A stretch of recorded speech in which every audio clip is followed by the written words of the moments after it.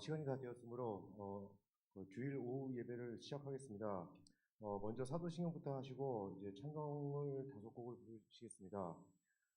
전능하사 천지를 만드신 하나님 아버지를 내가 믿사오며 그 외아들 우리 주 예수 그리스도를 믿사오니 이는 성령을 잉태하사 동정녀 마리에게 나시고 본디오 빌라도에게 고난을 받으사 십자가에 못 박혀 죽으시고 장사한 지 사흘 만에 죽은 자 가운데 다시 살아나시며 하늘에 오르사 전능하신 하나님 우편에 앉아 계시다가 저리로서 산 자와 죽은 자를 심판하러 오시리라.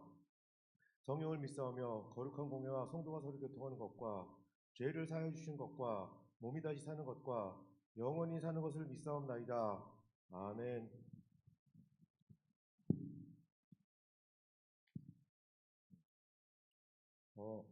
처음 부르실 찬송은 찬송가 31장 찬양하라 복되신 구세주 예수입니다. 찬송가 31장입니다.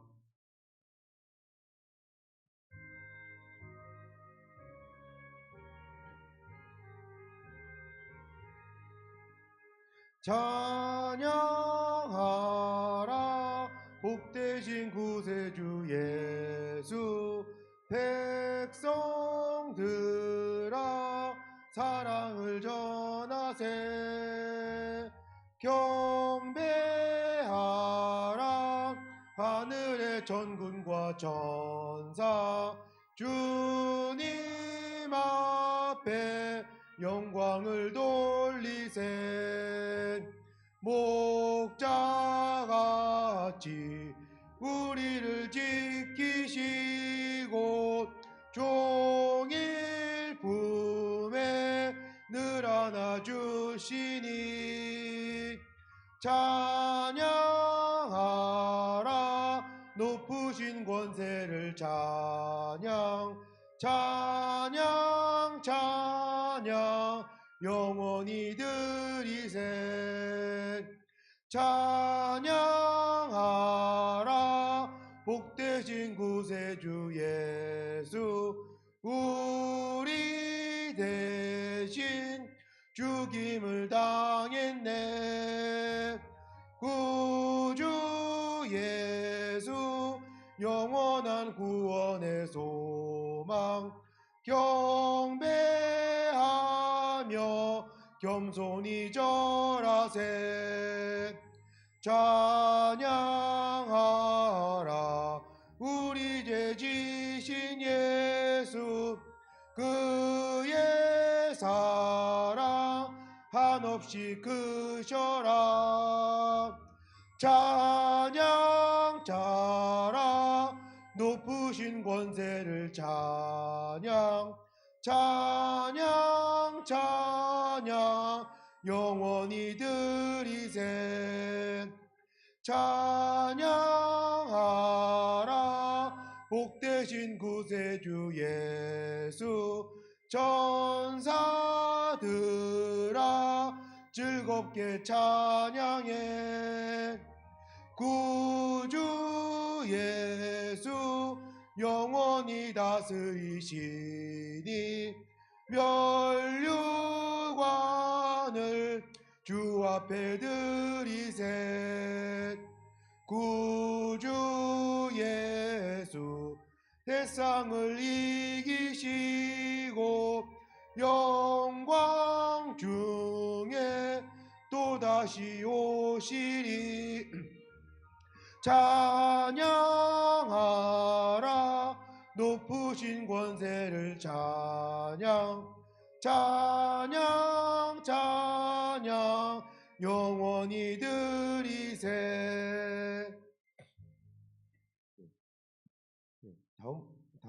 다음 부르실 찬송은 찬송가 88장입니다. 내 진정 사모하는 찬송가 88장입니다.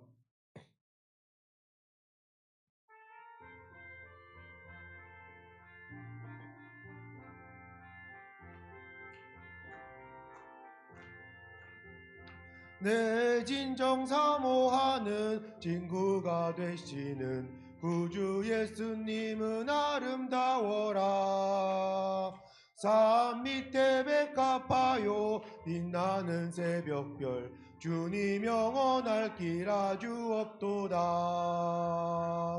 내 맘이 아플 적에 큰 위로 되시며 나 외로울 때 좋은 친구라. 주는 저 산 밑에 백합 빛나는 새벽별 이 땅 위에 비길 것이 없도다. 내 맘의 모든 염려 이 세상 고락도 주님 항상 같이 하여 주시고 지염을 당할 때에 악마의 계교를 즉시 물리치사 나를 지키네.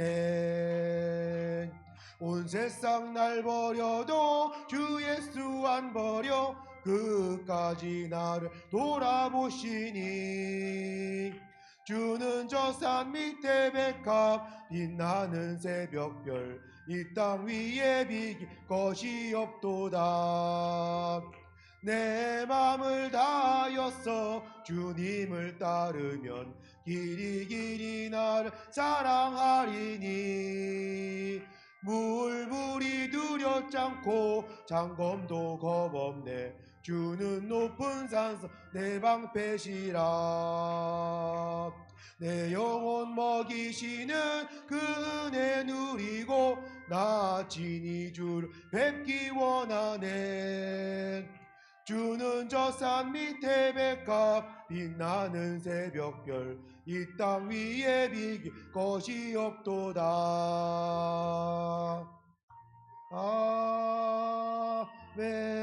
아멘.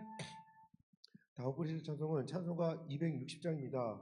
그 우리를 죄에서 구하시려, 그 찬송가 260장입니다.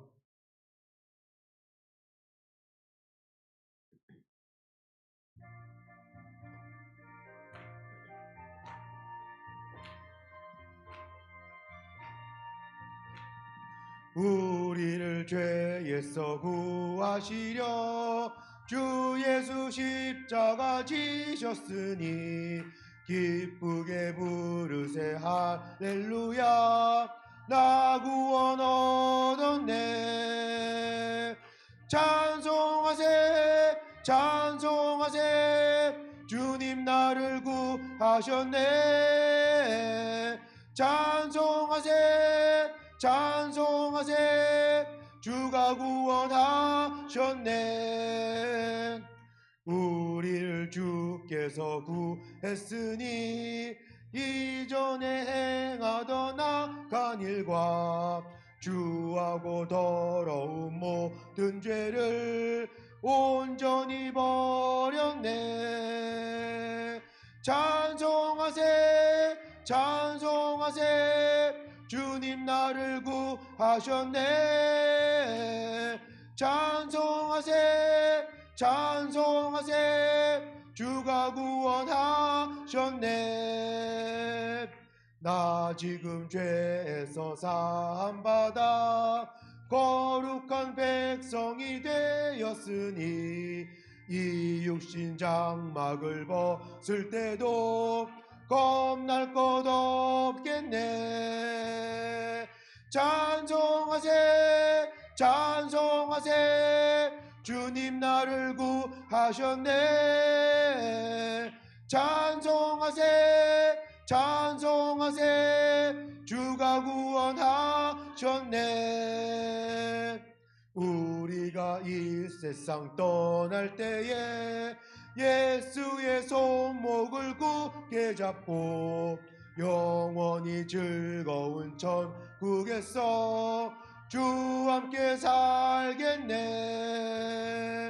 찬송하세 찬송하세 주님 나를 구하셨네.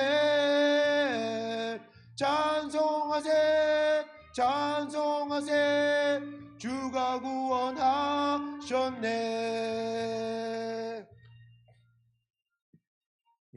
다음 부르실 찬송은 찬송가 407장 구주와 함께 나 죽었으니입니다. 찬송가 407장입니다.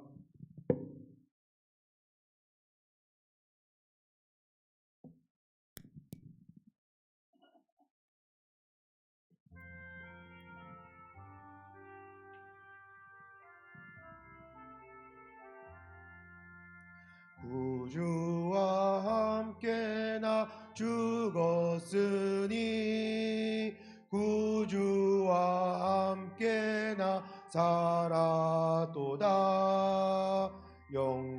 영광의 그날에 이르도록 언제나 주만 바라봅니다. 언제나 주는 날 사랑하사 언제나 새 생명 주시나니 영광의 그날에 이르도록 언제나 주만 바라봅니다. 마음속에 시험을 받을 때와 무거운 근심이 있을 때에 주께서 그때도 같이 하사 언제나 나를 도와주시네. 언제나 주는 날 사랑하사 언제나 새 생명 주시나니 영광의 그날에 이르도록 언제나 주만 바라봅니다. 뼈 아픈 눈물을 흘릴 때와 쓰라린 마음으로 탄식할 때 주께서 그때도 같이 하사 언제나 나를 생각하시네. 언제나 주는 날 사랑하사 언제나 새 생명 주시나니 영광의 그날에 이르도록 언제나 주만 바라봅니다. 내 몸의 약함을 아시는 주 못 고칠 질병이 아주 없네. 괴로운 날이나 기쁜 때나 언제나 나와 함께 계시네. 언제나 주는 날 사랑하사 언제나 새 생명 주시나니 영광의 그날에 이르도록 언제나 주만 바라봅니다. 아멘. 예, 그 마지막 찬송입니다. 마지막 찬송은 찬송가 10장 전능왕 오셔서입니다. 그 찬송가 10장입니다.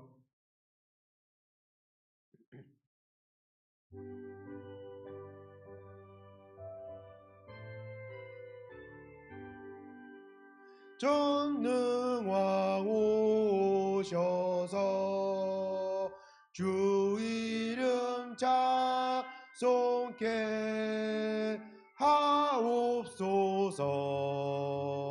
영광과 권능의 성부여 오셔서 우리를 다스려 주옵소서.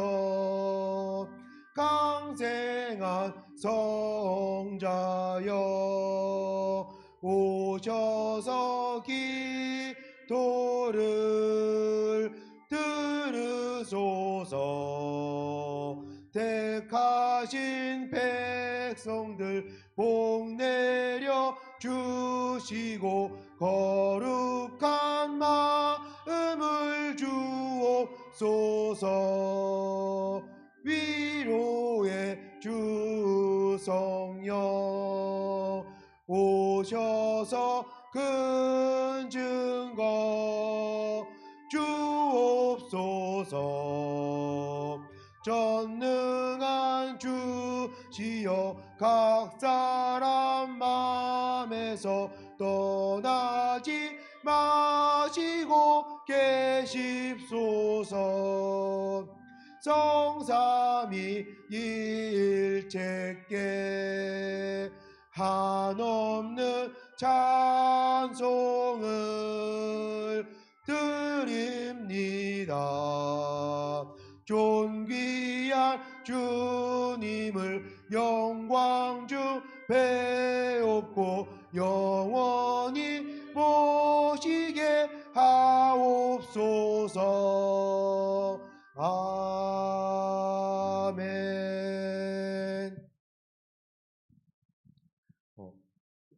다 같이 하나님 아버지께 그 통성으로 기도 드리는 시간을 갖겠습니다. 일단 우리 교회 부흥을 위하여, 그리고 오늘서부터는 그 아카데미 그 요한계시록을 중심으로 이렇게 이렇게 새로운 그걸 이제 개강을 하게 되는데, 그 목사님 그 입술에도 성령의 권능을 허락하셔가지고 그 하나님의 참 진리의 그 말씀의 뜻을 우리 모두가 전부 다 알아들을 수 있도록 그렇게 도와주셨고, 그리고 우리 교회 몸이 아프거나 그 근심이 있는 성도님 가정에 늘 하나님의 은혜와 그 평강하심이 함께하기를, 그리고 우리나라가 하나님의 뜻대로 사랑하는 나라가 될 수 있도록, 또한 차별금지법이 통과되지 않도록 거룩한 방파제 역할을 감당할 수 있도록, 제가 주여 삼창을 외칠 테니 다 같이 하나님 아버지께 그 통성으로 기도드리겠습니다.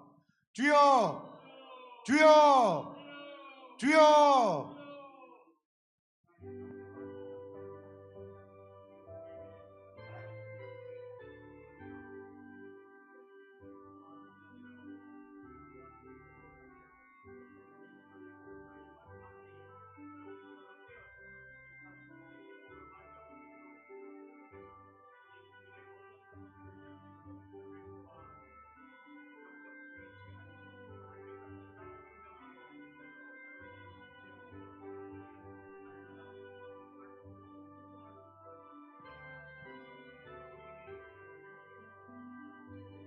하나님 아버지 감사합니다. 주일 통합 제자대학을 새해 들어서 첫 시간을 갖게 해주심을 감사합니다. 우리 사랑하는 성도들과 함께 요한계시록 1강을 열 때에 지혜를 주시고 깨달음을 주셔서 이 시대를 분별하며 주님 맞을 준비할 수 있는 우리 성도들의 믿음이 성장되는 시간 되게 도와주시옵소서.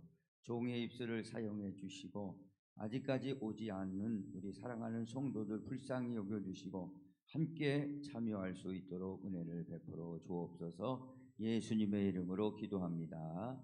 아멘. 저 뒤에 계신 분은 좀 앞으로 당기세요. 네.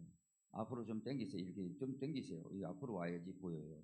강의할 거니까 좀 당기세요. 앞으로 당기세요. 뒤에 좀 당기세요. 저 맨 뒤에 있으신 분들 앞으로 당기세요. 이렇게 당겨주세요. 고집사님, 또 앞으로 당겨요. 당겨.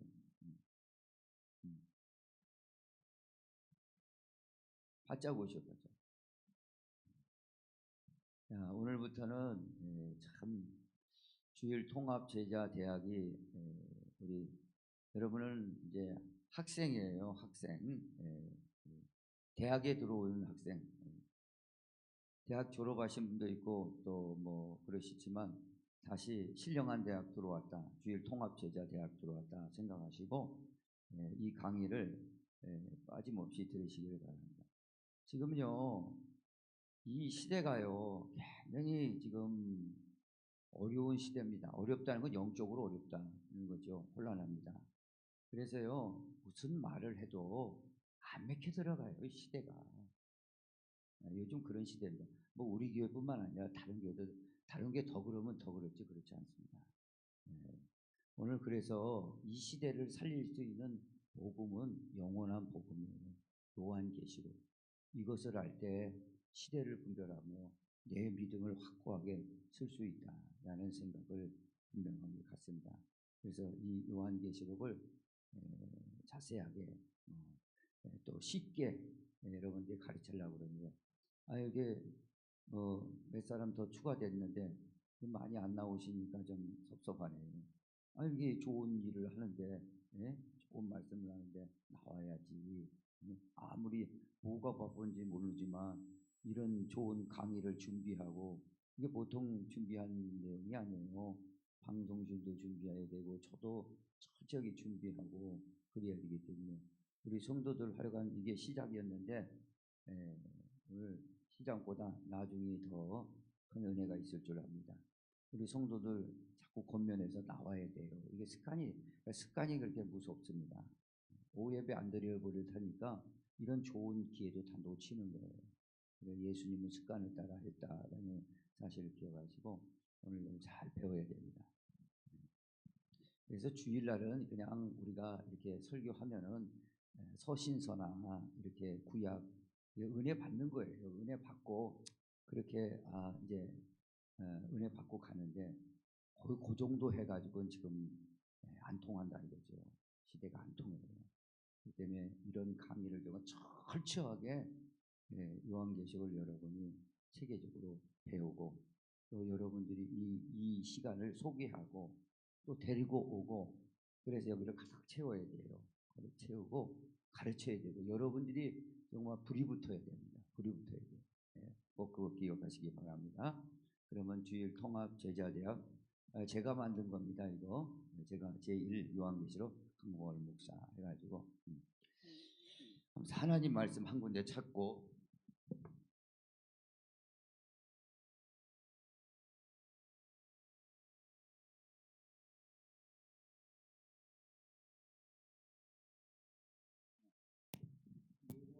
요한계시록 한번 찾아보시기 바랍니다. 한 군데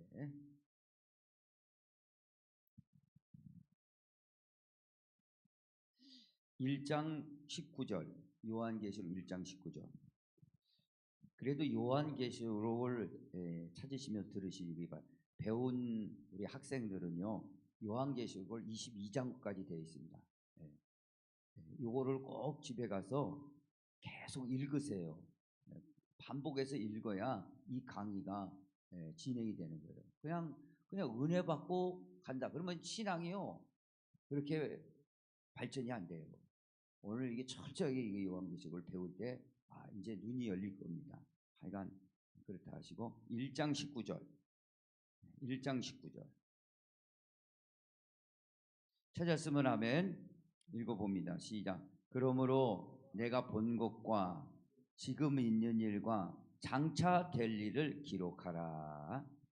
자, 이 사도 요한은 반모섬에 들어가서 순교를 하려고 그랬는데 순교가 되질 않았어요. 그래서 로마 제국주의에 붙잡혀서 반모라는 섬, 지금 키프로 섬이라고 그래요. 키프로 섬 거기에 돌산에 유배 갔습니다.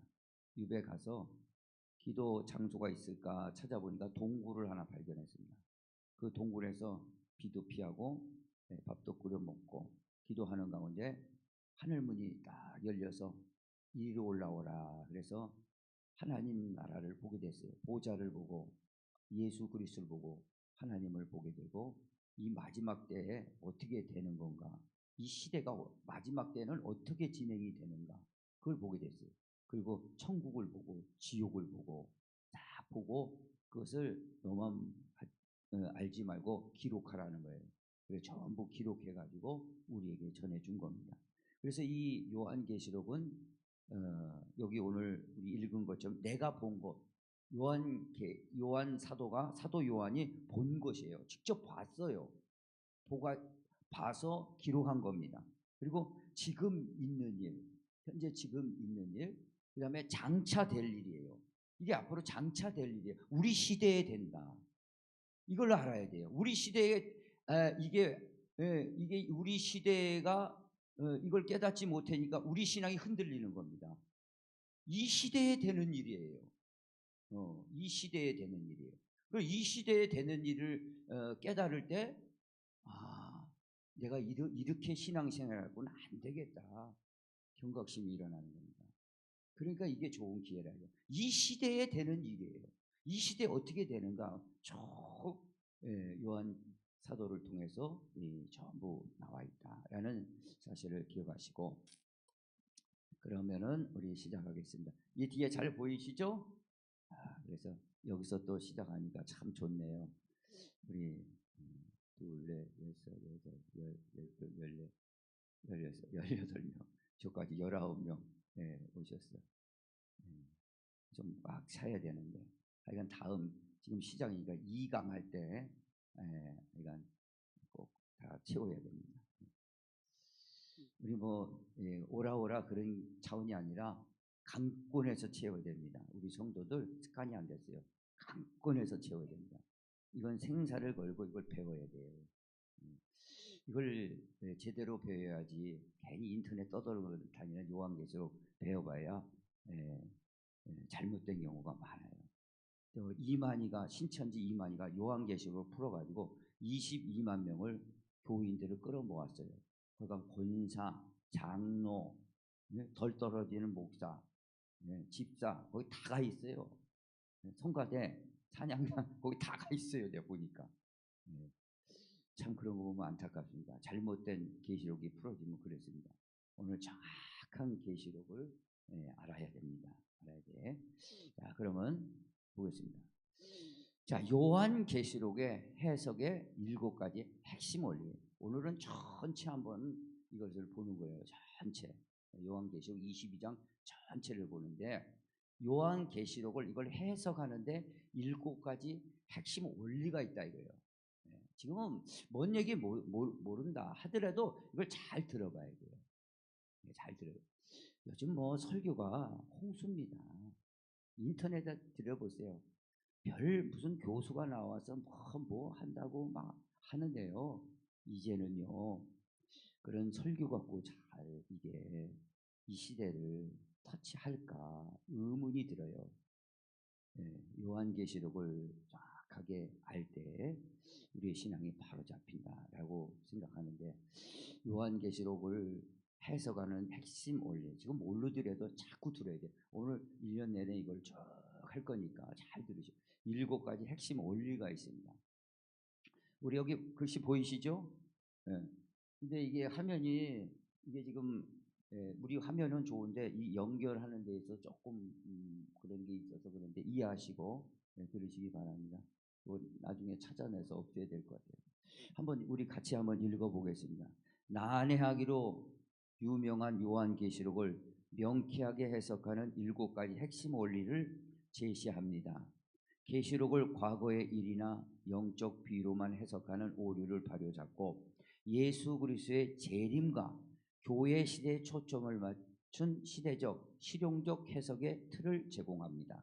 특히 계시록의 핵심 주제인 교황적 그리스도와 삼위일체 성령론을 명확히 이해하고 4차 산업혁명 시대의 징조와 연결하여 성경적 종말론을 현실에 적용할 수 있는 구체적인 통찰을 얻게 될 것입니다. 이 요한계시록은요, 해석하는 사람이 얼마 없습니다. 그래서 어려워요. 그 읽어도 잘 이해가 안 갑니다. 그러나 읽어놔야 돼요. 그래야 이런 강의를 통해서 깨닫게 되는데, 난해하기도 유명한데 요한계시록을 그러나 명쾌하게 해석하는 7가지 핵심 원리가 있다. 이 원리만 찾으면은 우리 성도들이 아주 쉽게 깨달을 수 있다 이거죠. 그리고 이 요한계시록을 해석하는 핵심적인 게 뭐냐? 이걸 과거의 일이다. 해석의 과거의 일이야. 로마 시대의 일이다. 그렇게 얘기해 놓으면은 요한계시록은 아무런 힘을 발휘하지 못한다 이거예요. 오늘 이 시대, 우리가 살고 있는 4차 산업혁명 시대, AI 시대에 이 요한계시록이 필요하고 이것이 이 시대에 전할 복음이다라는 사실을 기억하셔야 됩니다. 그리고 이 요한계시록을 읽어볼 영적인 해석으로 해버리면은 이게 또 혼란해져요. 이게 실체하는 역사적으로 일어나는 일이에요. 그래야 우리의 신앙이 깨어나게 되는 거예요. 이게 영적인 일이다. 영적으로만 해석하는 그런 해석하는 사람들이 많이 있기 때문에 그런 거예요. 영적으로 해석하면 안 돼요. 이건 역사적인 거예요. 역사적이고 현재 일어날 일들이다 이거죠. 그렇게 해석해야 된다. 과거 시대, 로마 시대나 예? 또 영적으로 해석한다. 그건 절대 안 된다. 그거 해석해서는 이 요한계시가 안 풀어진다. 그 핵심 원리를 분명하게 계속해서 반복해서 제가 이런 얘기를 할 겁니다. 잘 깨달으시기 바랍니다. 그리고 예수 그리스도는 재림이에요. 따라해 봅시다. 재림. 우리는 전에 구약은요 율법이에요. 구약은 율법을 깨달고 준 거예요. 그리고 신약은 서신서예요. 사복음서고 서신서. 서신서는 십자가와 부활입니다. 그리고 마지막 때는 무슨 복음이냐? 요한계시록에 나오는 재림 복음이에요. 재림 복음이 약화됐다는 거예요. 교회가 왜 이렇게 약화됐냐? 이제는 십자가와 부활 좋은데 여기서 뛰어넘어야 돼요. 이제는 재림하시는 거예요.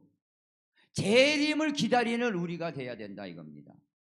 오늘 이것이 약화됐기 때문에 교회가 힘을 못 쓴다라는 사실이에요. 오늘 십자가와 부활 맞죠? 우리가 십자가로만 구원을 받을 수 있습니다. 십자가로 죄사함 받고 회개를 해야 죄사함 받잖아요. 그리고 성령을 받아요. 그리고 예수님 부활 되시고 또 오늘도 살아계시고 나도 부활의 몸으로 되죠. 그러면 이거를 아는 사람은 이제 재림이에요.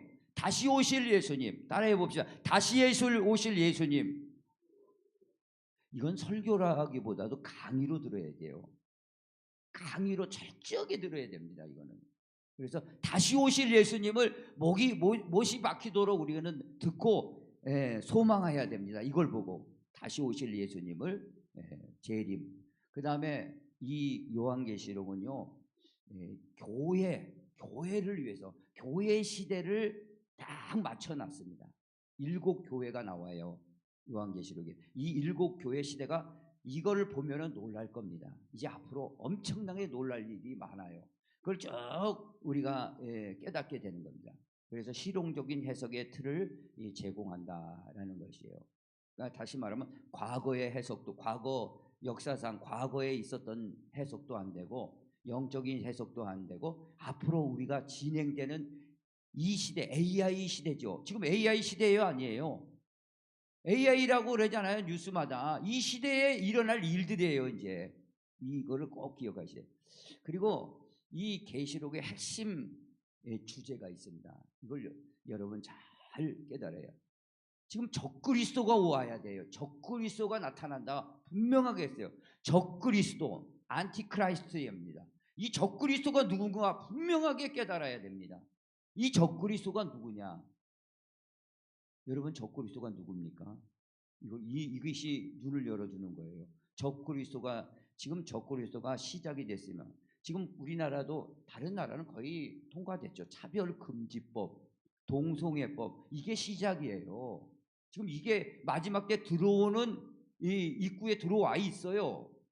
차별금지법하고 이 동성애법 다른 나라는 거의 다 시행되고 있습니다. 우리나라는 기독교 인구 때문에 그대로 막고 있는데 막을 수 있을까?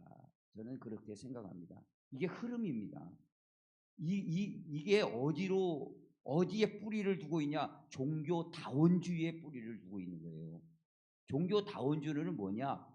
불교도 구원이 있고 유교도 구원이 있고 무슨 기독교도 구원이 있고 이슬람도 구원이 있고 어떤 종교도 그 끝에 간 하나님 만나고 구원 받는다. 이게 종교다원주의예요. 이 종교다원주의를 최초로 이 세상에 발표한 데가 어디냐? 지금 바티칸이에요. 교황이다 이거죠. 오늘 이걸 잘 알아야 돼요. 그래서 이거를 알 때 교환교식이 확 드러나는 겁니다. 그래서 적그리스도로 오는 자가 멸망의 아들인데 이 멸망의 아들이 나와야 돼요. 이 멸망의 아들이 이제 3년 반, 그 다음에 또 3년 반, 총 7년인데 이제 앞으로 쭉 설명해 드리겠지만 3년 반 동안은 세계를 정치, 경제, 군사, 문화를 다 지배할 겁니다. 이제 그건 앞으로 전쟁을 통해서 일어나는 거죠. 그래서 거기에 평화의 사도로 나타날 겁니다. 평화의 사도로 나타나서 자기가 맨 처음엔 평화를 조장합니다. 모든 세계 평화, 종교 평화 해가지고 정권을 딱 잡는 다음에 이제는 우리 예수 그리스도 믿는 사람들을 핍박할 겁니다. 그래서 제사를 못 드리게 한다. 예배를 못 드리게 하고 아주 핍박이 극에 달할 겁니다. 그걸 꼭 기억하셔야 돼요. 그래서 적그리스도는 그 본질이 누구냐? 종교다원주의. 종교다원주의는 지금 출발해 있어요. 출발했습니다. 출발해서 지금 차별금지법, 우리나라만 지금 거의 통과돼 있고, 차별금지법, 동성애 이거 전부 통과돼 있고, 우리나라만 겨우 이렇게 맡고 있는 시점입니다. 세계적으로는 다 통과되고 있어요. 이게 나오면서 종교다원지로 다가가게 되는 거예요. 그러니 우리 성도들은 그거를, 이 세상을 볼 때 힘할 택이 하나 뭐 말을 할 수 힘이 없는 거예요. 지금 힘이 없는 시대입니다. 그러나 그리스도가 재림하시기 전에 마지막 때 한 번 성령의 강력한 교회 주의 종을 통해서 강력한 역사가 일어나, 그때 깨어나게 돼요. 지금은 메가리가 하나 없어. 어느 교회든 다 힘을 잃었어요. 목회자가 무슨 존경을 받는 무슨 목회자가 좀 요즘 어디 있어요? 목회자도 문제지만 성도들의 시각도 그렇고 요즘은 그렇게 됐어요. 그러나 이 시대에서 정말 우리 교회가 깨어있는 교회가 되기 위해서 이거를 하는 거예요. 하여간 핵심 주제는 적그리스도가 나타난데, 이 적그리스도만 나타나면은 바로 이제 그리스도가 오시는 거예요.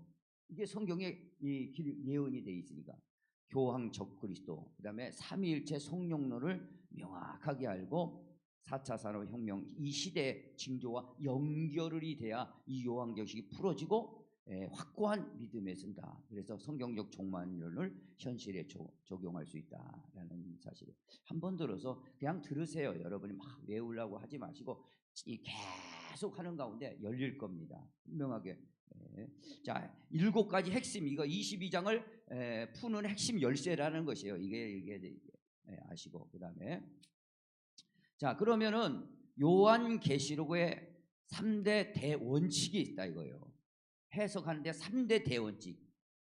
아까 7가지 이 큰 주제로 돼 있고, 핵심으로 돼 있고 3대 대원칙이 있다는 겁니다. 이 원칙을 우리는 요한계시록을 앞으로 풀어가면서 깨닫게 되는데, 첫째, 시간적 시점이 있다 이거죠. 오늘 본 요한계시록 1장 1절에 예수 그리스도의 계시다. 그리고 오늘 본문 읽었습니다. 장차 될 일에 대한 예언이다. 장차 될 일이에요. 이거는 왜 이런 말씀을 하냐면요, 많은 요한계시록 해석자들이 로마 제국주의자들의 그때 그 시절을 비교해서 요한계시록을 해석하고 있기 때문에 잘못된 해석이다. 이 장차 될 일, 따라해 봅시다. 장차 될 일. 장차 될 일은 지금부터 시작이 되고 있다 이거예요. 지금부터 요한계시록이 지금 열리고 있다 이거예요. 그전 20세기에는 요한계시록이 안 열렸어요. 이게 요한계시록이 뭐 어느 정도는 열렸는데 다 안 열렸어요. 지금은 다 열린 시대입니다. 열리니까 저 같은 사람도 이걸 가지고 가르치는 거예요. 장차 될 일이에요. 이건 장차죠. 이 장차 될 일을 볼 때 우리 성도들은 내 신앙이 지금 어디에 위치에 있나를 판단하게 됩니다. 장차 될 일이고, 그 다음에 계시록 80% 이상이 미래에 초점이 돼요. 미래가 어떤 미래, 먼 미래가 아니야. 지금 시대예요. 지금 클라우드 박사가 4차 산업혁명을 발표했습니다. 그래서 AI 시대로 급박하게 넘어가는데요. 이 시대는요, AI 시대가 이제 얼마 있으면요, AGI 시대로 로봇 시대가 됩니다. 인공지능이 로봇으로 들어가 있어요. 그래서 로봇이 지금 테슬라에서 2천만 원에서 3천만 원이면 로봇 있잖아요. 그것을 만들고 있습니다. 그거 판매할 겁니다. 자동차 사들이 집집에 하나씩 비소로 살 거예요. AGI. 그 시대가 이제 몇 년 안 있으면 이게 이렇게 이루어지는 거예요. 그 다음에 ASI. 이제 사람 속에 인공지능이 심어서 사람 지능보다 100배나 더 엄청난 지능이 올라가는 거야. 그러니까 사람이 신이 되는 거죠. 하나님은 그들에게는 전혀 하나님은 맞상대할 그런 지식을 가지게 됩니다. 그러니 하나님께서는 마지막 때 그걸 예언해 놓으시고 그리스도가 다시 오실 수밖에 없는 환경이 조성됐다는 건 요한계시록에 기록되어 있는 거예요. 그러므로 계시록 80% 이상이 미래에 초점이 돼 있다. 그리고 세상 끝에는 뭐가 있냐? 우리가 살고 있는 이 시대 끝의 징조는 큰 환란이 있고 그다음에 그리스도가 반드시 재림하신다. 이것을 알기를 원합니다. 이걸 알아야 돼요. 이것은 설교로 들으면 안 됩니다. 이제는 강의로 듣고 여러분이 철저하게 이것을 배우고 아주 먹어버려야 됩니다. 자, 그러면은 요한계시록 3대 대원칙 첫 번째인데 내용에 대해서 보고요. 내용은 속히 될 일이에요. 앞으로 속히 될 일이다 이거죠. 지금 우리 시대에 지금 되고 있고 되어 가고 있는 겁니다. 요한계시록 멀리 있는 게 아닙니다. 그걸 아셔야 돼요. 계시록 1장 1절에 그것이 명시되어 있다 이거죠. 그리고 영적 비유가 아닌 실제 사건이다 이거. 영적 비유로 하면은 우리 신앙과 괴리가 있어요. 이 모든 22장은 실제 사건으로 이루어진다라는 것을 깨닫기를 원합니다. 할렐루야. 그 다음에 재림 사건의 구체적인 예언. 재림이 어떻게 될 건가? 그래서 재림하시고 나서 하나님 천국과 지옥이 자세하게 가르쳐주고 있습니다. 천국과 지옥. 그래서 천국이라는 것은 우리가 천년왕국이에요. 이 천년왕국도 구체적으로 배워야 됩니다. 재림 사건의 구체적인 예언으로 되어 있고 대상은 누구냐? 요한계시록의 대상. 우리 교회들을 위해서 이것을 기록하신 거예요. 우리 교회들이 마지막 때에 이 세속화 물질만은 버티지 못합니다. 그래서 요한계시록을 가지고 무장돼서 이 시대를 분별하고 이길 수 있는 거죠. 그렇기 때문에 이걸 가르치는 거예요. 그래서 우리 교회를 위해서 하나님께서 특별히 마지막 때에 주신 거예요. 그래서 저와 여러분 교회 다니지 않습니까? 또 섬기지 않습니까? 우리 교인들을 위해서 준 거예요. 마지막 때를 준비하라고. 이렇게 준비해야 된다. 이렇게 준비하지 않으면은 안 된다. 그 말씀을 하고 있는 거예요. 교회들요. 그리고 이 요한계시록은 구약에 지금도 이스라엘 나라가 유대인들이죠. 유대인들에 국한된 게 아니다. 왜냐하면 세대주의라고 있어요. 이 세대주의가 요한계시록을 해석할 때 이건 유대인을 위해서 쓴 부분이라고 그렇게 얘기하기 때문에 유대인만의 예언이 아니라 현재 우리 성도들을 위한 것이다. 그래서 교회 시대 전체를 위한 해석이다라는 말씀을 드릴 수 있습니다. 전체 이렇게 이게 처음 강의하니까 이게 전체를 아우르는 거예요. 그러니까 듣고 있어도 이제 쉽게 다 이해가 돼요. 처음에는 조금 어려울 수 있어도 쉽게 이렇게 쭉 들었다 보면은 깨달을 수가 있습니다. 그래서 계시록 해석에 있어 반드시 지켜야 할 세 가지 대원칙이 있다 이겁니다. 이 원칙을 꼭 우리는 기억해 두고 이 요한계시를 하나하나 우리가 깨닫기 원한 거죠. 이 원칙에서 벗어나면은 이 해석의 오류에 빠지게 된다 이거죠. 그래서 특별히 과거에 있었던 역사적인 사건의 한 부분이다. 이걸로 해석하면 이 요한계시록은 아무런 힘을 발휘하지 못한다라는 사실을 기억하시기 바랍니다. 그 다음에 영해주의, 영적으로 해석하는 것은 요한계시록을 해석하는 방법이 아니다. 계시록의 본질을 왜곡하게 된다. 그래서 계시록 2장 3장은 신약시대 교회를 우리가 전체적으로 요한계시록 22장 몇 장이 돼 있다고요? 따라해 봅시다. 22장. 그래서 집에 가서 22장을 반복해서 계속 또 읽으시기 바랍니다. 숙제예요. 강의 오시는 우리 학생들에게 숙제입니다.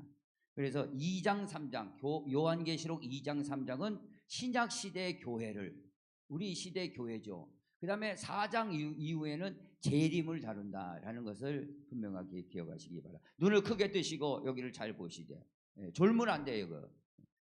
졸면 안 돼요. 식사하시고 졸은데 우리 성도들이 이걸 꼭 배워야 됩니다. 배워야 돼요. 자, 그러면은 우리가 큰 틀을 7가지 주제와 3가지 대원칙 어떻게 이 요한계시록을 보고 해석할 것인가 그걸 알았어요. 그러면 이제 세부적으로 들어가서 이거를 잘 알아셔야 돼요. 그러면 적그리스도가 분명히 나타나요. 데살로니가 전서에도 분명하게 나와 있고, 예? 그 다음에 사도 바울도 분명하게 멸망의 아들이 나타난다고 분명하게 얘기했고, 오늘 이 적그리스도가 누구냐? 이 적그리스도가 나타나야 돼요. 적그리스도가 나타나지 말았으면 좋겠는데 성경은 이 적그리스도가 분명히 나타난다. 이게 세계를 다 정치를 첫째 정치를 장악합니다. 이게 분명히 아세요. 정치를 장악합니다. 이게 간단한 내용이 아니에요. 지금 세계 지금은 큰 세력으로 나눠져 있습니다. 어디로 나눠져 있냐? 유럽하고 미국이 하나예요. 그전에는 미국 우선이었는데 트럼프가 다 망가뜨렸습니다. 미국을. 그래서 지금 서방이 국방비를 5%나 올렸어요. 그래서 핀란드는요, 엊그제 신문을 보니까 65세까지 예비군 동원령을 내립니다. 65세까지. 왜? 러시아하고 지금 맞닥뜨려 있거든요. 지금 러시아가 핵무기를 제일 많은데 무슨 일을 벌일지. 지금 러시아가 전쟁을 우크라이나 해가지고 공식적으로 35만 명 젊은 청년이 죽었답니다. 35만 명이. 이게 보통 젊은 청년. 우리 옥상에서 러시아 청년들이 2명이 와서 했는데 얼마나 잘생기고 힘이 좋은지 몰라요. 그걸 다 청소를 했는데 그런 청년들이 35만 명이 죽은 거예요. 지금 우리 저기 바로 위에서 이 시대를 그렇게 우리는 봐야 됩니다. 안일하게 보면 안 됩니다. 그래서 유럽과 미국이 한 팀이에요. 세계는요. 그 다음에 러시아가 지금 이란을 덧입고 시리아까지 러시아가 지금 진출해 있습니다. 이스라엘 바로 위에. 그러나 러시아. 그 다음에 중국은 세계 제2 강국입니다. 핵무기를 많이 가지고 있습니다. 그래서 미국이 무서워하는 데가 중국이 아주 강력하게 대두됩니다. 그 다음에 석유를 팔아가지고 중동 세력들, 사우디, 아라비아 이런 나라들 주위에 이런 나라이 하나가 한 그룹이에요. 그들은 떨어뜨릴 수가 없어요. 그래서 석유를 가지고 엄청나게 네옴시티 같은 거 만들고 그러지 않습니까? 강력합니다. 옛날에 무기 엄청나게 사들이고 있습니다. 그럼 이 4개 강국이 유브라테스라는 곳에서 전쟁 일으킨다. 성경은 기록하고 있습니다. 이 4세력이 전쟁을 일으켜서 3분의 1이 핵전쟁으로 죽습니다. 그때 패권 국가가 누구냐? 유럽과 미국이에요. 유럽과 미국이 세계를 러시아와 중국을 다 제압합니다. 그러면 어떻게 되냐? 유럽과 미국이 세계를 다 제패하면은 세계를 하나로 만드는 거예요. 거기서 누가 되냐? 교황이 나타날 겁니다. 교황이 평화의 사도로 나타날 거예요. 그래서 맨 처음에는 평화의 사도로 나타나면서 세계를 평화주의로 나타나고 종교도 통합을 할 겁니다. 이게 종교 통합이 다원주의의 핵심이에요. 오직 구원은 누구만 있어요? 따라합시다. 예수 그리스도는 길이요 진리요 생명이니 나로 말미암지 않고는 아버지께로 올 자가 없느니라. 예수의 피 아니면은 죄 사함 받을 길이 없습니다. 죄 사함 받지 않으면 성령을 받을 수가 없습니다. 성령을 받지 않으면 하나님 나라를 들어갈 수도 없고 물려받을 수 없어요. 그렇기 때문에 우리는 종교다원주의자들의 타겟가 되는 거예요. 우리를 핍박하는 거죠. 강력한 핍박이 온다 이거예요. 그래도 이 핍박이 온다는 걸 알리는 거예요. 지금요. 지금은 이 핍박이 오기 때문에 깨어나야 된다. 준비해야 된다. 그 얘기를 하고 있는 거예요. 요한계시록은요. 이걸 가지고 가르쳐야 돼요. 그냥 은혜만 받는다 한다 되는 게 아닙니다. 이제는요. 그래가지고 교회가 안 통한다는 겁니다. 그렇게 많은 설교가 있는데 안 통하지 않습니까? 성도들이 얼마나 깨어나냐 이거죠. 큰 교회들 많아요. 얼마나 부드러운 설교 많이 합니까? 얼마나 인문학적으로 설교를 많이 하고 얼마나 많이 안 깨어나요. 택도 없는 세대예요. 교회 밖 가보십시오. 밖에 나가보십시오. 싹 잊어버려요. 그거 안 된다 이거예요. 그렇기 때문에 요한계시록 정확하게 이 시대를 알아야 된다 이겁니다. 오늘 그래서 우리 교회는 이걸 한다는 자체가 깨어 있는 거예요. 자, 그러면은 거기 유럽과 미국이 세계를 제패할 겁니다. 핵전쟁을 통해서. 핵전쟁은 일어날 수밖에 없다고 스토리가 나와 있으니까. 요한계시록은 그 계획이 돼 있는 거예요. 우연 같지만 그 계획이 돼 있는 거예요. 그러면 거기서 제패하는 그 나라가 거기서 정치 지도자가 쓰죠. 그게 누구냐? 지금 교황이라 이거죠. 그걸 잘 알아요. 적그리스도. 그러니까 계시록의 핵심 주제예요. 이것을 우리가 깨닫고 이 시대를 분별하고 요한계시록을 볼 때 내 신앙이 지금 어디에 있느냐 알 수가 있게 되는 거예요. 그러면은 제가 여기서 하는 거냐 한번 보세요. 종교 개혁자들의 통찰을 한번 보세요. 종교 개혁자들 누가 교황을 적그리스도로 봤냐 한번 보세요. 계시록의 핵심은 교황 적그리스도와 그에 대한 경고입니다. 누가 얘기했냐? 칼빈이 얘기했어요. 칼빈은 교황이 적그리스도. 칼빈은 누굽니까? 지금으로부터 500년 전에 종교 개혁가입니다. 종교 개혁이다. 우리는 칼빈 전통을 이어서 장로교가 생긴 거예요. 장로교가 칼빈 없으면 우리는 세워질 수가 없는 거예요. 그런데 우리 칼빈주의예요. 칼빈주의. 칼빈주의 얘기 안 하면 장로교에서는 이단이 되는 겁니다. 이단. 그런 그 장로교의 핵심이 누구냐? 칼빈이요. 칼빈이 분명하게 얘기했어요. 교황이 적그리스도다. 그 다음에 또 누가 얘기했냐? 마틴 루터가 얘기했다 이거예요. 1517년도 종교개혁을 한 마틴 루터가 교황이 적그리스도다 분명하게 얘기했다는 거예요. 개혁자들이. 그렇기 때문에 우리가 그렇게 받아들이는 거예요. 그리고요, 중요한 거 있습니다. 웨스트민스터 신앙 고백서가 있습니다. 영국에서 개혁교회들, 우리 장로교회와 기타 개혁주의를 포함하고 보수주의를 표명하는 개혁주의의 신앙 교리 문답이죠. 이 웨스트민스터 신앙 교리 문답에 분명하게 적혀 있습니다. 이 웨스트민스터 신앙 이것은요 성경 다음으로 중요하게 여기는 신앙 고백서입니다. 거기는 구원론이 있고 종말론이 있고 성령론이 있고 이게 다 기록되어 있는데 이 교리대로 믿어야 된다라는 웨스트민스터 신앙 고백 난 25항 46절에 우리 한번 저 빨간 글씨 있죠. 25항 46항에 뭐라고 적혀 있냐? 웨스트민스터 신앙 고백 읽어봅니다. 로마 교황은 교회 안에서 그리스도와 하나님을 대적하여 자신을 높이는 자로서 적그리스도요 죄의 사람이요 멸망의 아들이다 분명하게 기록하고 있습니다. 우리는 이거 없애버리면 우리는 교회 교리가 없어지는 거예요. 존재 자체가 없는 겁니다. 성경 다음으로 교리로 딱 뒷받치는 게 웨스트민스터 신앙 고백서입니다. 여기에 25항 46항에 분명하게 교황 멸망의 아들이다. 반드시 이렇게 얘기해요. 그러니까 누가 천주교 다닌다 그러면 안타까워요. 물론 제가 볼 때는 천주교에서 오직 거기도 예수님을 뭐 다른 사람이 있으니까 예수님을 믿는다.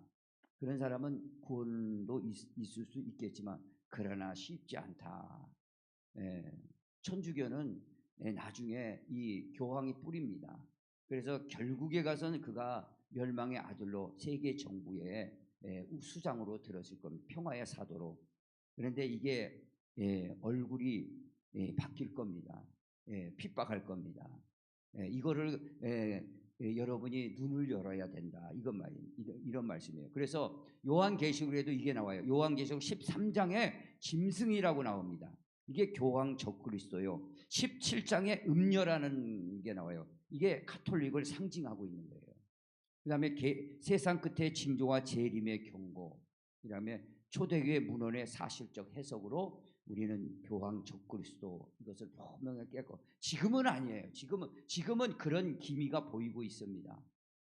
종교다원지를 교황청에서 승인을 했어요. 1967년도에. 지금 그게 뿌리가 돼서 쭉 자라고 있습니다. 세계를 이렇게 쭉 하고 있어요. 우리는 이 요한계시를 통해서 이거를 잘 알아야 돼요. 이걸 몰라서는요 우리 안 된다 이거죠. 자, 그러면 다시 정리합니다. 적그리스도가 누구냐? 멸망의 아들이 나오는데 이게 굉장히 핍박을 맨 처음엔 평화의 사도로 나타날 거예요. 정치적인 수장으로 나타납니다. 세계 정부에. 그래서 세계 정부를 하나로 만들고 그렇게 될 겁니다.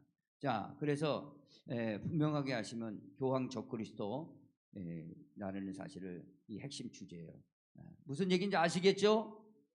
여러분이 잘 기억하시고 자꾸 들어야 됩니다. 들어야죠. 깨어나야 돼요. 이런 얘기는 어디서 못하는 거예요. 쉽게 하는 얘기가 아닙니다. 이런 얘기 자꾸 하면 인터넷 방송 나가면은요 저를 또 모해하려는 세력이 나타나요. 그러니까 여러분이 꼭 지켜야 됩니다. 할렐루야. 그 지킬 사람도 얼굴이 아닌 것 같아요. 이제 지금 바짝 정신을 바짝 차리라 이 말씀입니다. 지금요. 이 말씀을 정확하게 깨달아야 됩니다. 자, 그러면 다음에 자, 삼위일체 성령론과 재림의 완성. 자, 이 구약 시대. 그러면 우리 성경을 전체를 봤을 때 구약 시대. 구약 시대는 뭐냐? 성부 하나님이 주도하던 시대였습니다. 우리 구약 성경 쭉 읽어보잖아요. 66권 중에 39권으로 되어 있고 나머지 27권으로 되어 있는데 36권으로 되어 있고 27권, 66권인데 자, 구약 성경은 성부 하나님이 이렇게 주도한 시대다. 그 다음에 신약 시대로 딱 와서 무슨 시대냐? 예수님이 주도한 시대다. 그 다음에 이제는 어떤 시대냐? 재림 시대라는 거예요. 그러니까 재림 시대는 누가 주도하냐? 성령님이 주도하는 시대라. 성령님이 말씀을 열어주시는 시대다라는 사실을 여러분이 꼭 기억하시기를 바랍니다. 자, 계시록 여기 파란 글씨로 되어 있어요. 한번 읽어보겠습니다. 큰 목소리로 시작. 계시록은 삼위일체 성령론이 중요하게 다루어지는 책입니다. 예수님의 재림 완성은 삼위일체 완성을 의미하며 특히 성령님이 주도적으로 나타나십니다. 계시록 1장 4절에 보좌 앞에 있는 7명은 온 땅에 보내심을 받은 성령님을 의미합니다. 성령님은 예수님이 이루신 구원을 우리에게 적용시키시고 나타내시며 완성하는 역할을 하십니다. 계시록은 예수님의 계시로 알려지고 성령님이 나타나심으로 완성됩니다. 물론 신약시대 초반부터 성령님이 역사하셨죠. 그리고 교회가 세워져 이제는 마지막 때는 이 성령님이 열어주신다. 이거 뭘 열어주시냐? 요한계시록을 열어주신다 이겁니다. 그전에는 요한계시록이 안 열렸어요. 잘못 열리거나. 그렇다면 이제 마지막 때는 요한계시록을 성령님이 열어주시는 거예요. 저와 같은 종을 통해서 이 요한계시록이 다 열려 있어요. 이제 4차 산업혁명 시대에 이 시대로 열려 있다는 거예요. 이것을 지금 여는 게 성령님의 역사예요. 다른 게 성령님의 역사가 아니라 여러분들 이렇게 우리가 타이틀은 주일 통합 제자대학 수요 아카데미로 열었지만 이거 성령님이 열어주시는 겁니다. 이 시대. 왜? 요한계시록을 깨닫고 이 시대가 어떻게 돌아가나 그것을 알라고 이걸 열어주시는 거예요. 이해되시면 아멘. 자, 그러면은 그래서 이 요한계시록은 성령님이 주도해서 열어주시고 오늘 성령님이 성령님은 제일 강력하게 마지막 시대 요한계시록을 열어주는 역할을 하시는 거예요. 뭔 얘기인지 아시겠어요? 성령님은 요한계시록을 열어주는 거예요. 그렇기 때문에 요한계시록을 지금 열어가는 겁니다. 이게 중요해요. 성령님은 뭘 열어줘요? 요한계시록을 열어줘요. 요한계시록을 열어서 그리스도가 다시 오시는 예수님을 맞이할 준비하라고 이걸 열어주는 게 성령님이에요. 지금 성령님이 여기서 열어주시는 게 요한계시록을 열어준다라는 것을 꼭 기억하시기 바랍니다. 자, 그러면 21세기 시대의 해석과 임박한 지요. 지금 이 시대예요. 요한계시록은 이 시대입니다. 어느 시대요? 이 시대예요. 이 시대가 지금 마지막 때라고 그러는데 여러분은 뭐가 마지막 때입니까 도대체? 사람들이 세속화 물질만은 뭐 그걸로 얘기할 수 있죠. 뭐가 마지막 때냐 이거예요. 뭐가 마지막 때고 지금 말세지 말입니까? 그럽니까? 뭘 보고? 그래서 성경은 분명하게 마지막 때가 이때다. 성경은 기록하고 놓은 거예요. 마지막 때가 언제죠? 여기 나옵니다. 21세기 시대 해석과 임박한 징조. 첫 번째, 이스라엘의 회복이에요. 이게 마지막 때 들어왔다는 겁니다. 시대적으로. 뭡니까? 이스라엘 나라가요. 여러분 역사적으로 예수님을 십자가에 못 박혔지 않습니까? 유대인이. 못 박았어요? 안 박았어요? 유대인들이 못 박았지 않습니까? 대제사장하고. 그래서 빌라도 법정에서 빌라도가 손을 씻으면서 나는 여기 죄 없다 핑계를 댔지만 그 죄도 들어간 거예요. 그 유대인들이 십자가에 못 박았어요? 안 박았어요? 못 박은 그 죄값으로 이스라엘 나라는요 AD 70년대 티토 로마 장군에 의해서 이스라엘 나라는 완전히 폐허가 됐습니다. 그리고 전국 세계 각지로 그들은 뿔뿔이 흩어졌어요. 뿔뿔이 역사가 뿔뿔이 흩어졌어요. 그리고 독일에 갔던 유태인들, 유럽에 살고 있는 유태인들이 600만이 나치 히틀러가 잡아다가 그 포로 수용소에 가스로 실로 다 죽이고 그 핏값이에요. 예수님 죽인 핏값이에요. 근데 예수님은 부활하셨어요, 안 하셨어요? 3일 만에 부활하셨죠. 그러나 그 핏값을 흘린 자들을 우리 자손에게 돌려달라 그랬어요. 그 예수님을 십자가에 못 박을 때. 그랬어요, 안 그랬어요? 빌라도 법정에서. 나는 빌라도가 그랬어요. 손을 딱 씻으면서 나는 이 예수님은 죄가 없다는 걸 정치적으로나 볼 때 무슨 도덕적으로나 죄가 없다. 나는 손을 씻었는데 그 죄값을 우리와 우리 자손에게 돌려달라 해서 그 죄값을 받았어요, 안 받았어요? 어떻게 받았냐? AD 70년에 로마 장군이 와서 이스라엘 백성들 세계 각지에 다 포로로 다 흩어졌어요. 나라가 없었습니다. 2000년 동안. 우리나라는 몇 년 동안 나라가 없었죠? 일제시대 36년 동안 없어졌다가 독립을 했죠. 그죠? 그 역사가 알지 않습니까? 그런데 이 이스라엘 나라가 언제 회복이 됐냐? 이게 중요해요. 언제 회복됐죠? 여기 봐요. 1948년도 이스라엘 독립을 했습니다. 유럽연합에서 이 이스라엘을 독립시키자. 정치적으로 결단을 해서 이게 독립한 거예요. 그러면 몇 년 만에 이게 독립이 된 거예요? 2000년 만에 독립이 된 거예요. 이 독립 사건은 계시록 예언의 핵심 징조예요. 예수님 재림이 임박했다고 보여줄 결정적인 사건이라 이겁니다. 이걸 잘 알아요. 그래서 지금은 마지막 때라라는 거예요. 예수님이 지금 문 밖에 온 거예요. 이게 독립한 거예요. 왜 그렇습니까? 예수님이 무화과나무 비유, 이 세상 마지막 때는 어떻게 됩니까? 제자들이 물어봤을 때 무화과나무 비유를 대셨어요. 무화과나무에서 싹이 나고 잎사귀가 나면은 여름이 가까운 줄 알라. 이건 상징적인 표현인데 무화과나무가 싹이 나고 잎이 났다는 것은 무화과나무는 이스라엘을 상징하는 거예요. 그러니까 마지막 때에 무슨 징조가 일어나냐? 이스라엘이 잎이 나가지고 이제 열매를 맺으려고 독립사건을 얘기하는 거예요. 2000년 전에 얘기한 게 1948년도에 독립을 했다 이거예요. 지금 강대국기 돼 있습니다. 지금 주위에 막 아랍 국가도 엄청나게 세졌지 않습니까? 이게 기록이 돼 있는 거예요. 그렇기 때문에 1948년 이스라엘 독립은 그리스도가 재림이 문을 열었다라는 거예요. 이거를 알아야 되는 거예요. 이걸 아셔야 돼요. 지금 우리 신앙이요, 그냥 와서 뭐 찬송 몇 곡 하고 그냥 은혜 받았다 하고 밥 한 그릇 먹고 이렇게 가고 그런 신학으로는 안 된다 이거예요. 역사적으로 1948년 이스라엘 나라 독립, 무화과나무가 싹이 나고 잎이 나면은 여름이 예수 그리스도가 오신다는 징조를 말씀하시고, 이게 징조가 여기에 된 거예요. 그렇기 때문에 지금 마지막 때 그리스도가 오실, 지금 문 밖에 오셨다는 징조가 가까이 왔다 이겁니다. 이거를 우리가 이 시간에 성령님을 통해서, 이 종을 통해서 알려주는 거예요. 성령님은 이거를 알려주는 거예요. 여러분 알았어요? 몰랐어요? 몰랐으면 지금 알도록 성령님이 가르쳐주는 거예요. 준비하라. 예수님은 문 밖에 와 있다. 지금 뭐 맨날 문 밖에 와 있다, 마음껏 밖에 있다, 인문학적으로 철학적으로 은혜스럽게 해도 안 먹힌다는 거예요. 이제는요, 역사적인 사실 증거가 있어야 될 거 아니에요. 법정에서 아무리 저 사람 범인이다 아무리 해봐 소용없어요. 증거가 있어야 될 거 아니에요. 증거는 뭐냐? 이스라엘 독립이야.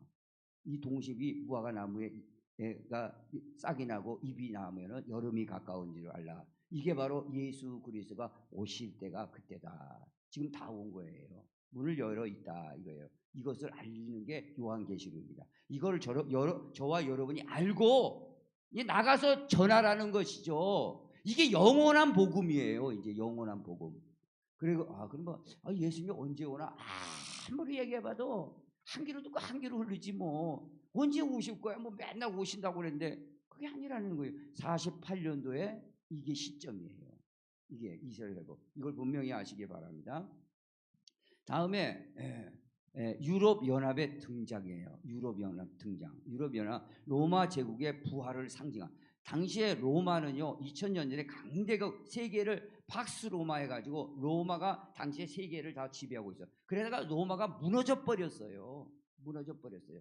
그래 한 이탈리아 한 국가가 됐는데 지금은 이 성경에 그거는 상징적이고 그림자적인 해석이고 이 로마 제국의 부활은 유럽 연합이 이제 구성이 돼 버렸어요. 유럽 연합이 한 나라예요. 한 구성체입니다. 지금 유로화를 쓰잖아요. 유로화. 저도 유럽에 가니까 달러도 쓰지만 유로화 다 써요. 달러 값어치예요. 유로화 다 쓰고 있습니다. 한 나라예요. 그리고 그 기차를 탔는데 독일에서 스위스로 통과해서 로마 테르니 거기까지 기차를 타고 테르니역까지 쭉 가는데 무정차 통과해요. 스위스 넘어오고 쭉 그냥 넘어오더라고요. 한 국가예요. 거기는 한 국가. 유럽연합. 여러분 잘 아시냐? 유럽연합에 수장이 있어요. 그래서 이 유럽연합이 하나가 됐을 때 그리스도가 오시는 이 징조예요. 이게 징조가 지금 유럽연합에 구성되어 있다. 유럽연합은 적그리스도의 세력의 기반이 있는 거예요. 기반을 거기서 나오니까 교황이. 거기서 나오니까 유럽연합의 등장이다. 이것을 알아야 돼요. 그러니까 이스라엘 나라 회복했지 48년도. 유럽연합이 지금 하나가 됐지. 그리스도가 지금 오시고 있구나. 그걸 알라 이 말입니다. 언제 오시나 멍하니 있지 마시고 그리스도 맞을 준비하고 그리스도 신부처럼 내 신앙 잘 준비하라 이 뜻이에요 지금요. 그러니까 세속화 물질 만행에 푹 빠져 있으면 절대 10처녀가 갔는데 5처녀는 미련한 처녀라고 그랬어요. 교회만 열심히 다녀가지고 기름은 없는 거예요. 그러나 5처는 슬기로운처럼 등도 있고 기름을 딱 준비했다 이겁니다. 한마디로 요한계시록을 딱 준비하고 그리스도가 오실 걸 준비하고 있다 이 말씀이에요. 쉽게 말하면. 그 다음에 또 한 번 말씀입니다. 교황 적그리스도가 등장한다. 그래서 종교 통합을 주도한 교황의 역할 계시록 13장에 나옵니다. 그리고 17장의 예언이 현실화되는 모습이에요. 지금 그래서 교황 적그리스도는요 1967년도에 종교다원주의를 표방했습니다. 그게 급속 이제 자세한 자료가 나올 거예요 앞으로. 이거는 전체를 한번 우리가 요한계획 들어가기 전에 보는 거죠. 교황 적그리스도가 이렇게 등장한다라는 것을 기억하시기 바랍니다. 그 다음에 뭐가 나오냐? 666 짐승의 표. 따라해 봅시다. 666 짐승의 표. 지금요 성경에 분명하게 짐승의 표 666을 오른손이나 이마에 받지 말라고 그랬습니다. 그런데 지금 얼마나 기술이 발전, AI 기술이 발전, 동사무소 가더라도요 요즘 이거 인감 도장 안 갖고 갑니다. 요걸로 딱 찍어요. 그 다음에 요즘은 생체 인식, 이거 눈알 인식 다 나올 겁니다. 이게 계속 발전하는 거예요. 그러다가 칩이 일론 머스크 한 자회사가 칩을 여기에서 심어서 신용카드 필요 없어요. 이제는요. 싹 지나가면 다 계산이 돼요. 그전에는 이게 그럴까 생각했는데 이제는 AI가 나와서 급격하게 그렇게 되고 있습니다. 급격하게 그렇게 되고 있어요. 이 디지털 기술과 생체인식 시스템이 666 짐승표가 실현될 수 있는 기술적 기반을 제공하고 있다. 지금은 아니에요. 지금은 아닙니다. 지금이 그런 게 뭐 666이다 그런 거 아니에요. 우리의 믿음이 그걸 통해서 제어를 당한다든가 컴퓨터로 교회를 못 가게 한다든가 우리를 뭐 제어한다든가 그러면 그 표가 등장할 수 있어요. 그러나 지금 그런 기술은 급격하게 블록체인이라든가 생체 기술이라든가 이 AI라든가 급격하게 발전해서 이젠 카드 없는 시대, 화폐 없는 시대. 그럼 뭘로 할게요? 뭔가 급격하게 성경의 예언대로 가고 있다. 우리는 분명하게 깨져. 666 짐승표 사람의 수라고 그랬어요.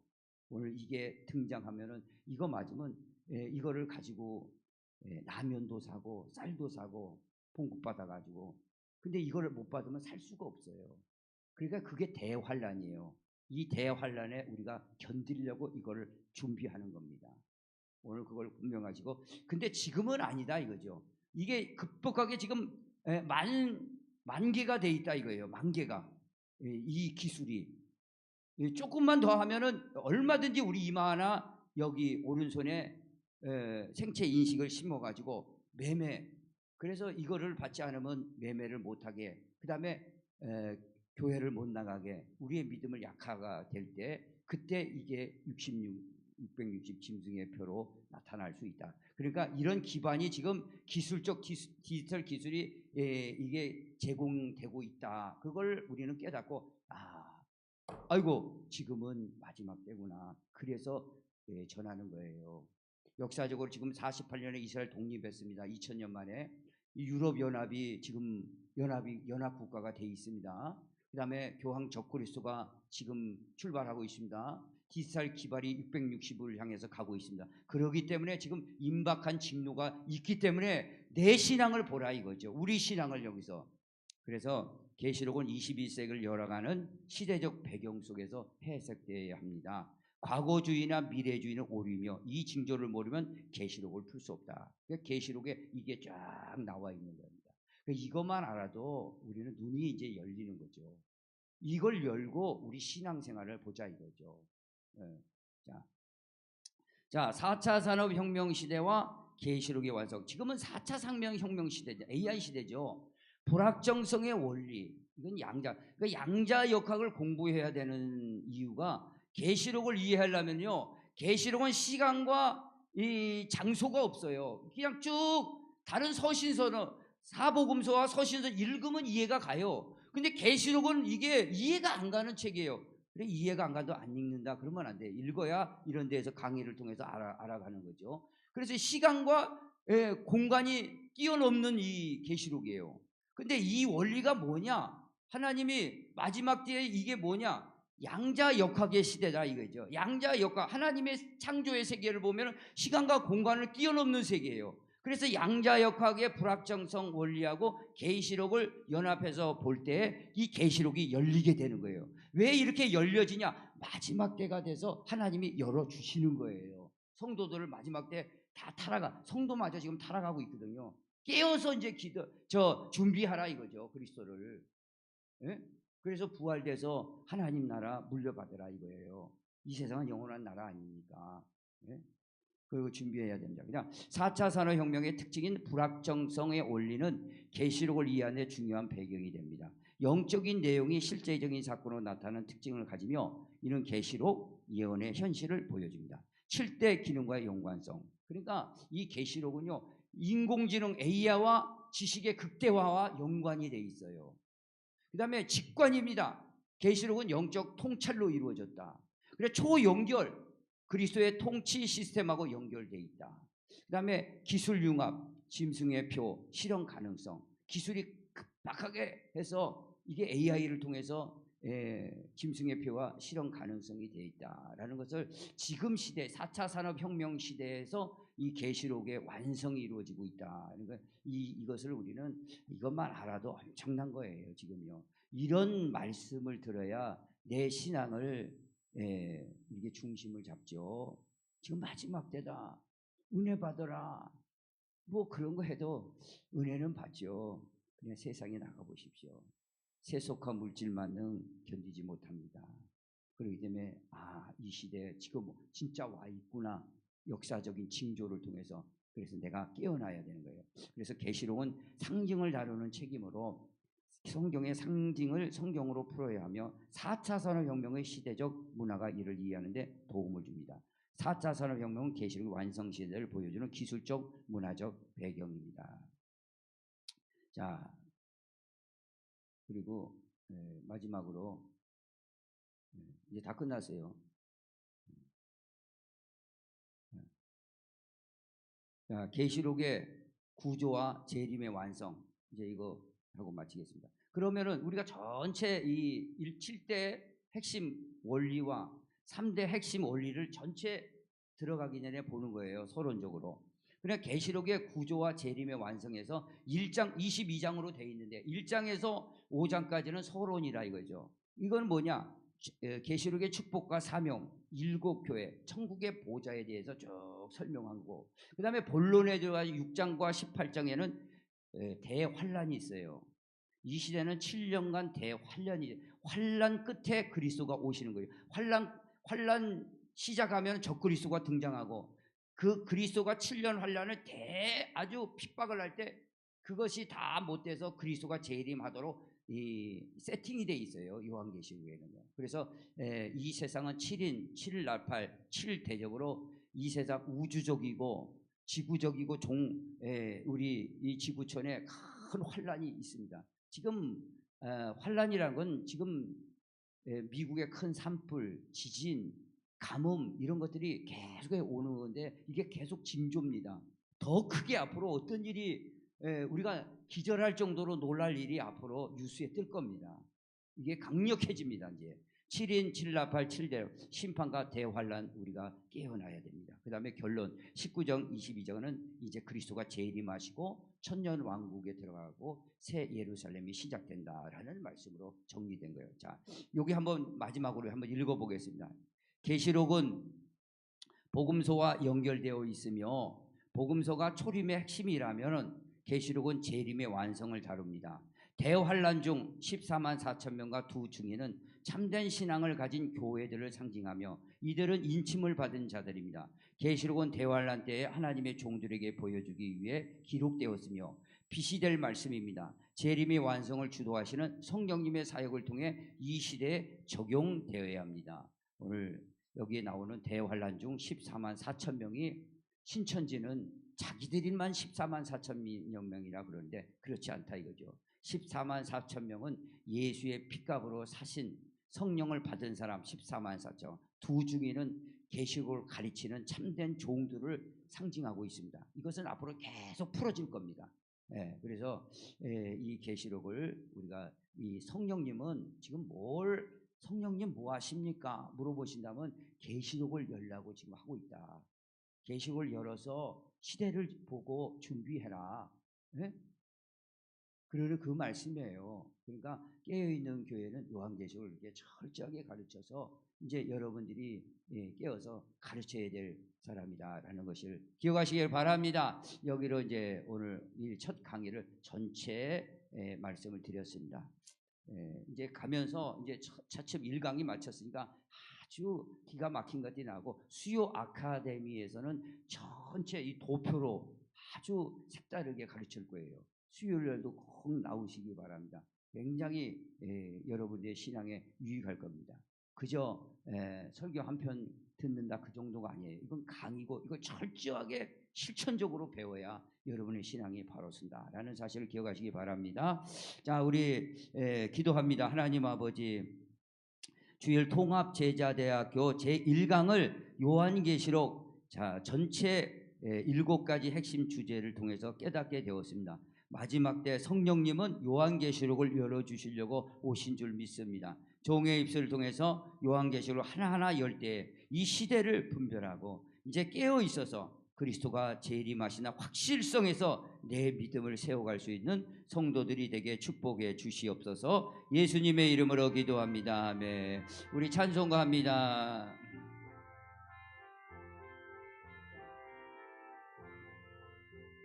내 진정 사모하는 상호를 왜 안 뜨냐?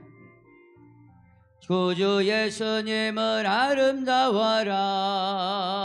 산 밑에 백합하여 빛나는 새벽별 주님 영원할 길 아주 없도다. 내 맘이 아플 적에 큰 외로 되시며 나 외로울 때 좋은 친구라. 아멘. 저는 저 산 밑에 백합 빛나는 새벽별 이 땅 위에 비길 것이 없도다.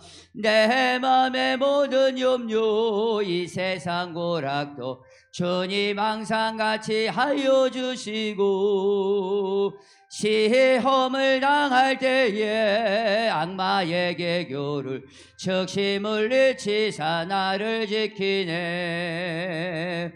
온 세상 날 버려도 주 예수 안 버려 끝까지 날 돌아보시니 저는 저 산 밑에 백합 빛나는 새벽별 이 땅 위에 비길 것이 없도다. 내 맘을 다하여서 주님을 따르며 길이 나를 사랑하리니 뭘 버려도 렵잖고 창검도 겁없네 저는 높은 산성 내 방패시라 내 영혼 먹이 새는 그네 누리고 나 친히 주를 뵙기 원하네 주는 요산 밑에 백가 빛나는 새벽별 이 땅 위에 비길 것이 없도다 아멘 아멘 이게 다음 그 주일 통합제자대학 1강을 했습니다. 다음 주일날도 2강을 하는데 계속해서 들으면 엄청난 것들이 나올 겁니다. 듣도 보지 못한 세계가 열릴 거예요. 이제 이런 걸로 배워야 돼요. 이제는 교회는요. 그저 잠시 한번 설교 듣고 간다고 해야 되는 게 아닙니다. 그걸 모르니까 지금 성도들을 여기 참석 많이 못한 거죠. 우리가 먼저 깨어났으면 다른 성도도 참여할 수 있도록 자꾸 권면해 주시기를 바랍니다. 어때 유익했습니까? 안 했습니까? 일반 설교하고 틀리죠 또? 이거는 공부하는 식으로 배워야 돼요. 철저하게. 아주 엄청난 세계가 열릴 겁니다. 자, 감사합니다. 자, 우리 주기도문으로 모든 예배를 마치겠습니다. 하늘에 계신 우리 아버지 이름이 거룩히 여김 받으시오. 나라의 마옵시며 뜻이 하늘에서 이루어진 것 같이 땅에서도 이루어지이다. 오늘날 우리에게 일용할 양식을 주옵시고 우리가 우리에게 죄진 자를 사해 준 것 같이 우리의 죄를 사해 주옵시고 우리를 시험에 들게 하지 마옵시며 다만 악에서 구하옵소서. 이게 나라와 권세와 영광이 아버지께 영원히 있사옵나이다. 아멘.